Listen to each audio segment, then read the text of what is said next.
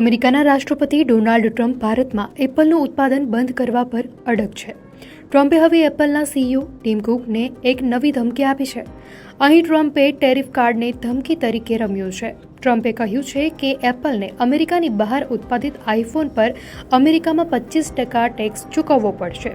ટ્રમ્પે સ્પષ્ટપણે કહ્યું છે કે એપલે ભારત સહિત વિશ્વના અન્ય કોઈ પણ દેશમાં તેના આઈફોનનું ઉત્પાદન ન કરવું જોઈએ. જો ભારતમાં કે વિશ્વના અન્ય કોઈ દેશમાં બનેલા આઈફોન્સ અમેરિકાના બજારમાં જાય છે તો તેના પર 25% ટેરિફ વસૂલવામાં આવશે. આ પહેલા ડોનાલ્ડ ટ્રમ્પે એપલના સીઈઓ ટીમ કુકને ભારતમાં ઉત્પાદન પ્લાન્ટ ન લગાવવા કહ્યું હતું. ટ્રમ્પે કહ્યું હતું કે મેં સીઈઓ ટીમ કુકને કહ્યું છે કે ભારતમાં પ્લાન્ટ સ્થાપવાની કોઈ જરૂર નથી. મને એમાં સમસ્યા છે. હું નથી ઈચ્છતો કે એપલ ભારતમાં ઉત્પાદન કરે અને ત્યાં એપલના ઉત્પાદનો બનાવે. ભારતને બદલે સીઈઓ ટીમ કુકે અમેરિકામાં એપલનું નિર્માણ અને વિસ્તરણ કરવું જોઈએ.